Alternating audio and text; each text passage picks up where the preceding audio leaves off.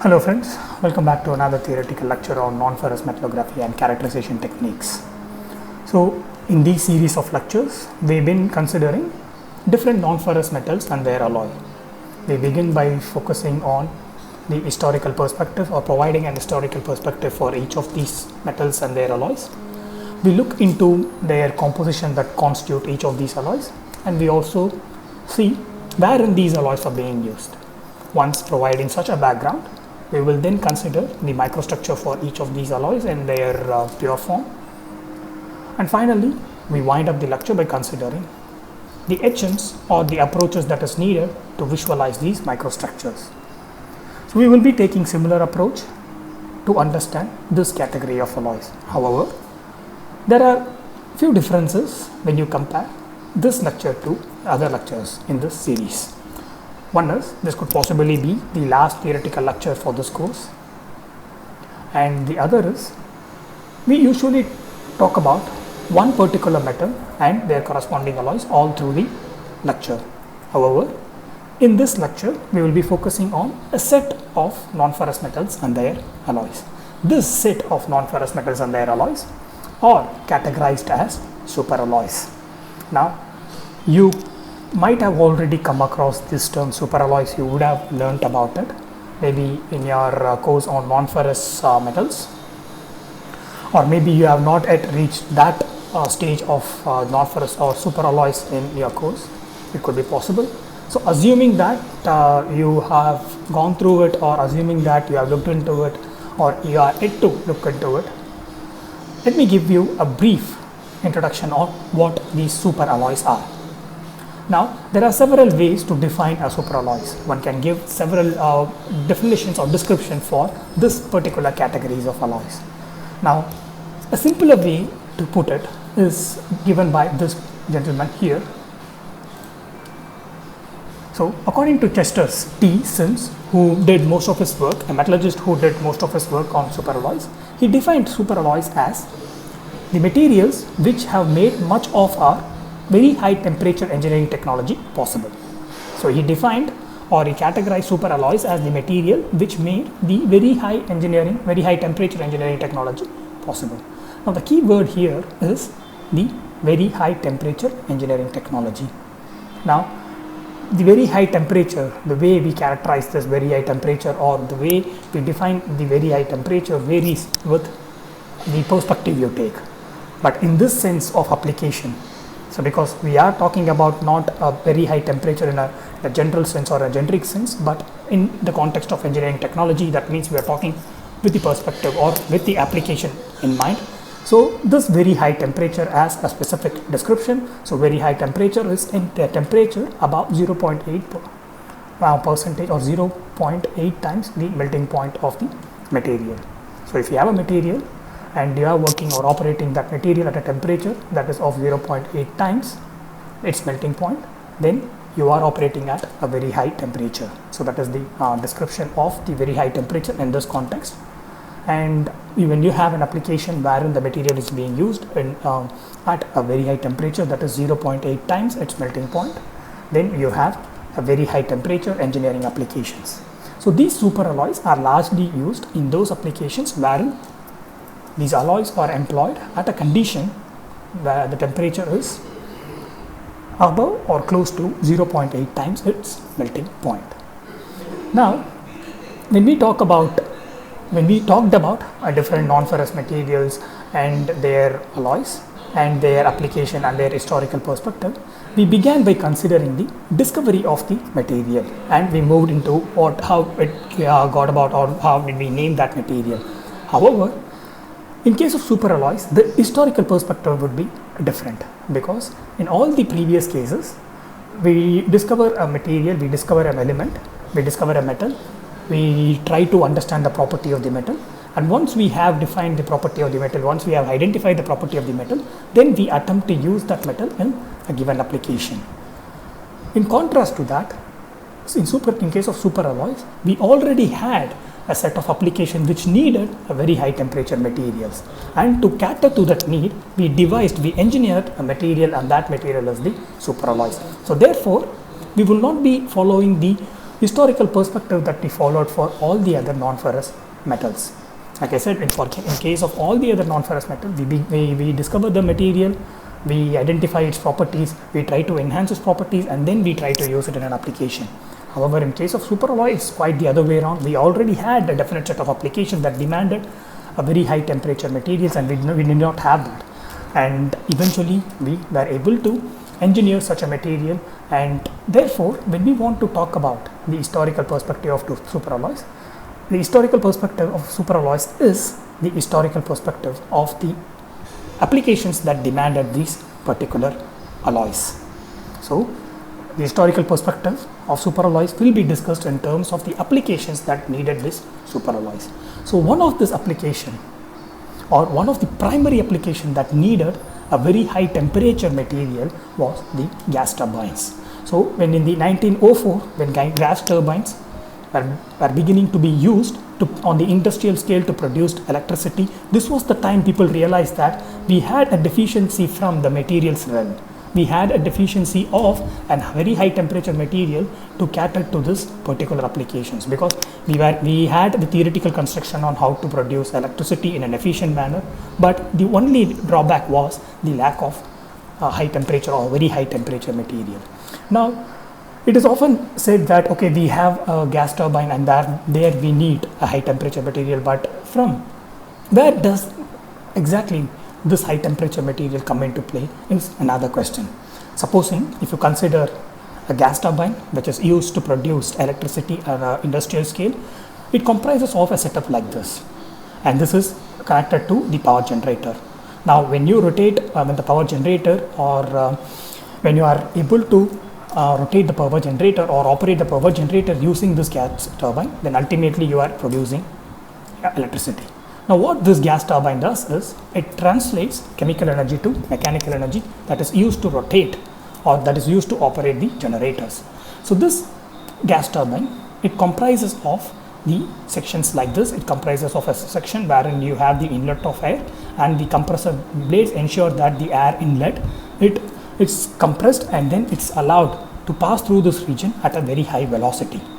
And in this section here, we introduce the fuel, and this fuel can be natural gas or any other fuel, and we ignite or induce a combustion here.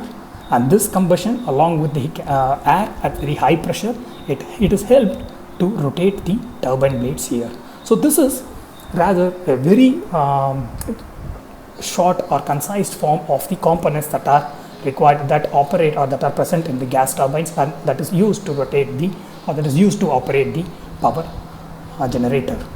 Now the reason I gave this brief description of the gas turbine is because in this gas turbine there are different places wherein you need high temperature or very high temperature material. For instance, in this gas turbine, you need a very high temperature material to be used, because you not only have an air that is compressed high enough, we also have a chamber wherein you have ignited this air along with the fuel. So therefore, when this air, the compressed air, meets this turbine here, it is not only of it is not going to induce a huge amount of stress, but it is going to introduce a stress in the form of a very high temperature or hot air. So that is the reason why you need a material that can operate at very high temperature and still sustain its mechanical properties. So such a material is what we refer to as the superalloys. So if you consider this turbine blades here, it is operating at, not only operating at a very high temperature, but it's operating also at a very stringent or very severe mechanical condition. So you need to have a material that is able to retain its mechanical properties even at high temperature, particularly at a temperature or very high temperature that is more than 0.8 times its melting point. So that is where the demand for superalloys comes in. Now once when people began using this gas turbine for electricity, the other ways or other places where this approach was adopted was in the aerospace applications. So immediately after the gas turbine was put to use in producing electricity at the industrial scale, people thought of using the same approach for driving the aeroplanes and thereby making the air travel more efficient. This engine or the turbine based engine in the aircraft were also working on the same principle, and there you needed the combination of a high strength material or material that could sustain its mechanical property at very high temperature, that is 0. Or more than 0.8 times its melting point. So these combinations of application demanded a material. So the efficiency of these turbines were largely restricted in the initial period because of the lack of a very high temperature material, and that is the reason why people wanted to engineer a material that could sustain the mechanical properties at a very high temperature. Now during this period, the realization of the lack of material to cater to these applications came about through sufficient development in the aerodynamics theory. So it was not just a hunch that people saw there is a need for this particular high temperature material or particular superalloys. It was through a development of sufficient amount of aerodynamics theory. When they postulated different theories, when they wanted to have a highly efficient turbine engines and highly efficient operating approach, they realized that the only factor or the key factor that was missing was the very high temperature materials. And that is the reason that research began to shift towards identifying such a material. So initially, in the year 1910 to 1915, when the aerodynamics theory started to point out that there was a huge amount of demand for the superalloys or very high temperature material, the first material that was proposed was austenitic stainless steel. This was of course for its crystal structure, its mechanical properties, and its ability to sustain to some extent the mechanical properties at high temperature. So austenitic stainless steel was the first material to be proposed for these very high temperature applications. But subsequently, in the year 1925, when some researchers, when they were working on a well-known nickel alloy, that is a nickel alloy of nickel and chromium with 80% nickel, or nickel based alloy with a significant amount of chromium, they realized that when they added titanium and aluminium to this nickel alloy, this well-known nickel alloy of 20% chromium, when they added to that alloy titanium and aluminium, they realized that the inclusion of or the addition of these alloying elements, titanium and aluminium, improved the mechanical properties of this particular alloy at high temperature. And thereby, in this year, people realized that in addition to the austenitic stainless steel, you have a nickel based material that could be used for extreme or very high temperature application, and therein began the field of superalloys. So the superalloys, it began in the year 1929. The superalloys as we have it now, it began in the year 1929, and this discovery was rather through trial and error, and they just wanted to study the effect of titanium and aluminium on this well-known nickel-based alloy, that is 80%, that comprises of 80% nickel and 20% chromium. And when they were working on this combination of alloying elements in nickel-based material, they realized that this alloying elements they rendered a mechanical property that could be sustained at high temperature. Now, even though there was a sufficient amount of theoretical studies that were being done in the nickel-based superalloys or nickel-based alloys that could sustain the mechanical properties at very high temperature, the practical application of it exploded during World War II, when the demand for the aircraft became very huge. So with the demand for aircraft, particularly the efficient aircraft that could travel for quite a long distance and with quite some speed, when that demand expanded, then people started looking for alternatives other than austenitic stainless steel, and then they realized that this nickel-based superalloys and other superalloys can be used. So even though the nickel-based superalloy began or was brought about in the theoretical realm as an alternate for the austenite stainless steel, its application, it blew up during the World War II. So this is a brief historical perspective on the evolution of the superalloys, and as you can see, this is not similar to the ones we have considered previously. It is not similar to, we have identified a set of alloys and we are searching or we are looking for applications wherein we can use this alloys. It's not like that.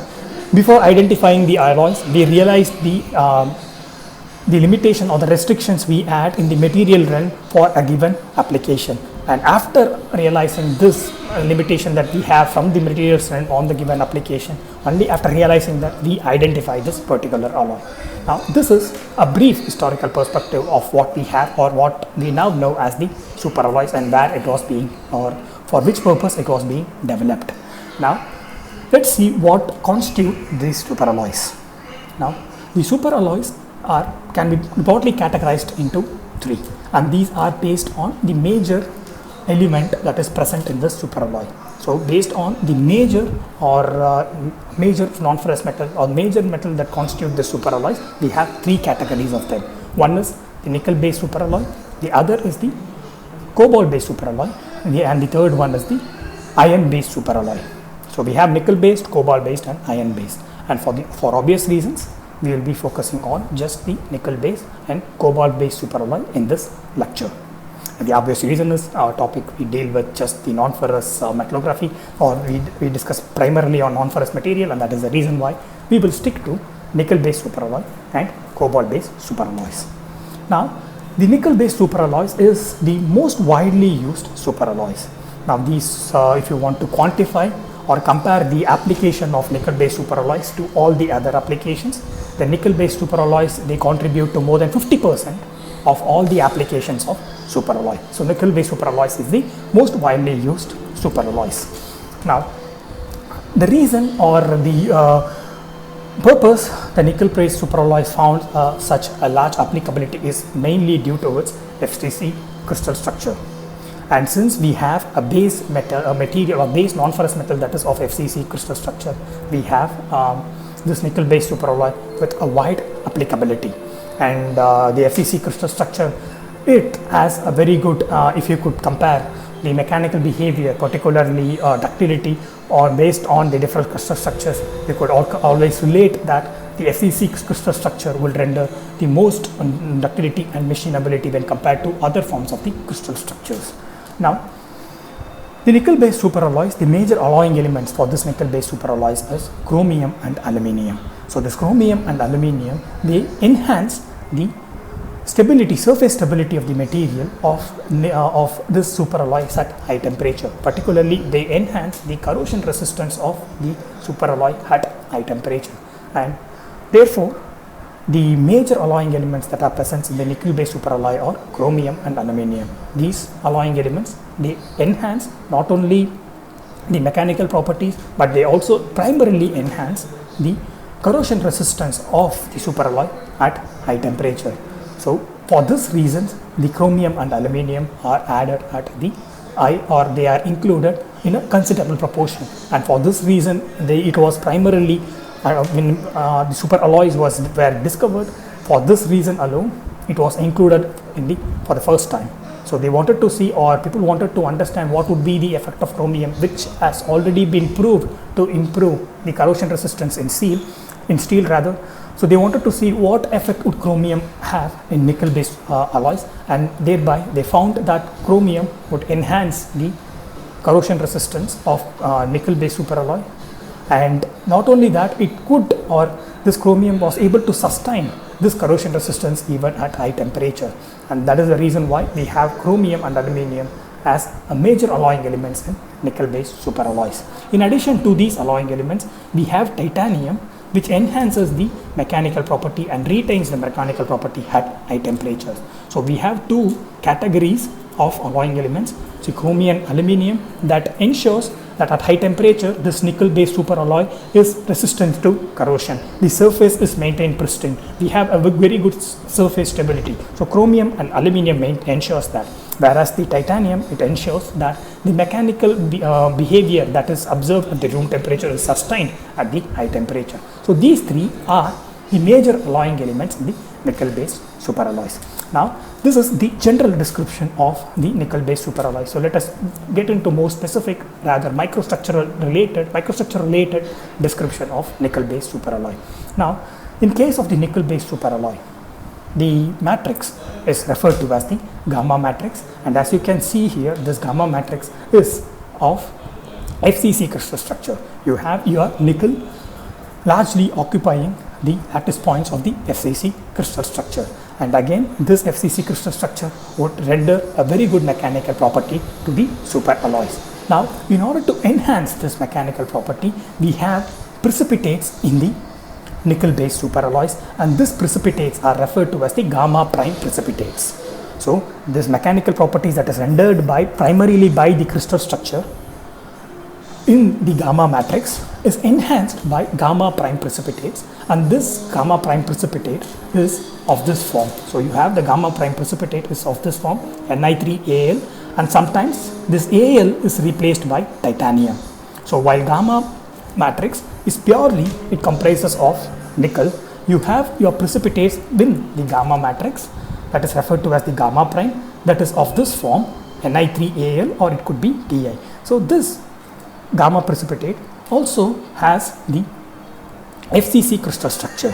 So similar to that of the matrix, you have an FCC crystal structure in the gamma prime precipitate, and you could see this is an ordered precipitate, meaning the nickel atoms occupy specific positions, and so does the aluminium atoms. So the gamma prime is an ordered precipitate that is present in the gamma matrix, and this precipitate enhances the mechanical properties of the nickel-based superalloy. So meaning what we have essentially done is, by introducing this precipitate through appropriate heat treatment technique, we have enhanced the mechanical property of the nickel-based superalloy, and this is what is referred to as the precipitate strengthening in general case.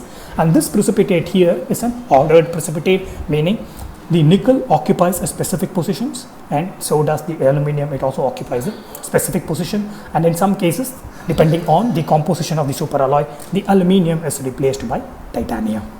Now, the microstructure in the presence of gamma and gamma prime looks something like this. So, you have your gamma prime, which is the precipitate, and the gamma, which is the matrix. So, both these are of FCC crystal structure, and the gamma prime is rather ordered.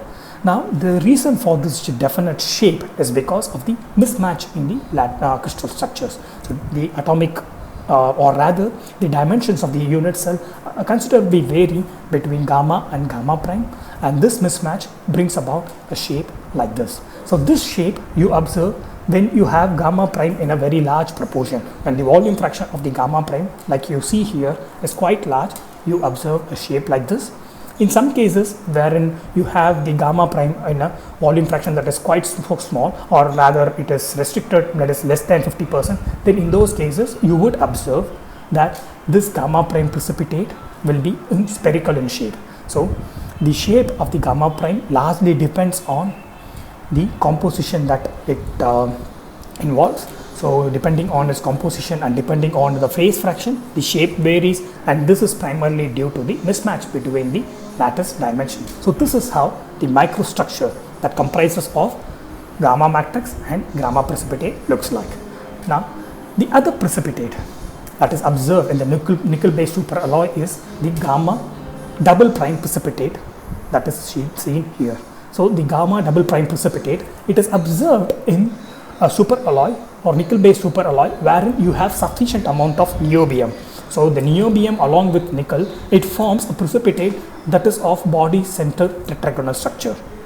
So when you have a generalized nickel-based superalloy, when the alloying element is just aluminium and chromium and in the base metal nickel, you just have gamma prime precipitate. However, when you include niobium, you would have the formation of gamma double prime precipitate, and here is the image of the gamma double prime precipitate, and this is rather a coherent alloy, even though there is a mismatch between the gamma double prime and gamma matrix. There is a mismatch due to the unit cell dimensions or the atomic spacings. The interface is largely coherent between gamma double prime precipitate and gamma matrix, and the crystal structure of this gamma double prime precipitate is body center tetragonal, and this is observed when your alloy has a considerable amount of niobium. Now, this is a microstructure wherein you could observe the different variants of gamma prime or gamma double prime precipitate, and the reason this gamma double prime precipitate has such structure is because such an elongated structure is because the interface that is formed between gamma double prime and gamma matrix is rather a coherent interface, and depending on the interfacial energy, you have such structures that are being formed, and this particularly is observed when your composition has a considerable amount of niobium. Now, in addition to all these precipitates, we have also the formation of carbides, and these carbides again they form depending on the alloying elements that are present in the nickel based superalloys. So in general cases, based on the fundamental or the most fundamental alloying elements, you have the formation of gamma prime precipitate, and with addition of the niobium you have gamma double prime, and if you have other additional alloys like iron included, you would have the formation of carbides. So these are the precipitates that comprises of or that constitute the nickel based superalloy or the microstructure of the nickel based superalloy, and all these precipitate enhance the mechanical property of the nickel based superalloy, and therefore the nickel based superalloy is rather precipitate hardened. Now the other form of the superalloy is the cobalt based superalloy. So this cobalt based superalloy is significantly different from that of the nickel based superalloy, because in nickel based superalloy we saw that the mechanical properties were enhanced by the precipitate hardening. However, the cobalt based superalloy, in case of the cobalt based superalloy, the material is strengthened by the solid solution strengthening. So you wouldn't see different precipitates that form and that enhancing your mechanical properties, but rather you have the alloying elements implicitly enhancing the mechanical property of the cobalt based superalloy. Therefore, you don't see explicitly any precipitate in the microstructure of cobalt based superalloy, and here is the example of one. So what you would see is a single phase polycrystalline system, and that does the enhancement of the properties is largely due to the alloying elements that are present within the single phases. Now the cobalt phase the alloying element in the cobalt based superalloy, or the primary alloying element, is nickel. Now if you could recollect, or if you already know it, the cobalt is an allotrophic material, meaning at room temperature it has a different crystal structure, and at high temperature it has a different crystal structure. At room temperature it has a hexagonal closed packing crystal structure, and at high temperature it has FCC crystal structure. When you compare these two crystal structure, FCC renders a enhanced, or relatively the mechanical property rendered by FCC is more desirable than the one rendered by HCP in case of cobalt based superalloys. So nickel is included in order to avoid the transformation of FCC to BCC. Even though we have cobalt operating at a very high temperature, it is possible that the cobalt might return to room temperature during the application. In those times, it is not desired for the cobalt to change its crystal structure, and therefore nickel is included in order to avoid such change of crystal structure or such allotrophic transformation. Now, in addition to the nickel, the other major alloying element that is added is chromium, and this is included to enhance the corrosion resistance of the cobalt based superalloy. Now, when you compare this cobalt based superalloy to that of the nickel based superalloy, two areas wherein this cobalt based superalloy exceeds is the weldability and thermal festive resistance. Weldability particularly because in case of nickel based superalloy you have precipitate that harden your material, and this precipitate sometimes may be brittle, and they might introduce crack during welding. And since cobalt based superalloy is largely single phase, it has a very good weldability and similarly a very good thermal fatigue resistance. Now these are the difference between the nickel based superalloy and the cobalt based superalloy, and microstructurally a nickel based superalloy will be a multi-phase one, and there are several different precipitates that could form in the nickel based superalloys, and these include gamma prime, gamma double prime, and carbides. In case of cobalt based superalloys, these are largely a single phase polycrystalline system, and because of the single phase nature of this cobalt based superalloy, the weldability is largely enhanced. Now let us wind up this particular lecture by considering the etchants that are used to visualize the microstructures. So the etchants that is largely used to visualize the nickel based superalloys microstructure is the combination of hydrochloric acid and nitric acid. So along with this combination, glycerol is used as a solvent. So largely the etching process for the nickel based superalloy is done by the combination of hydrochloric acid and nitric acid.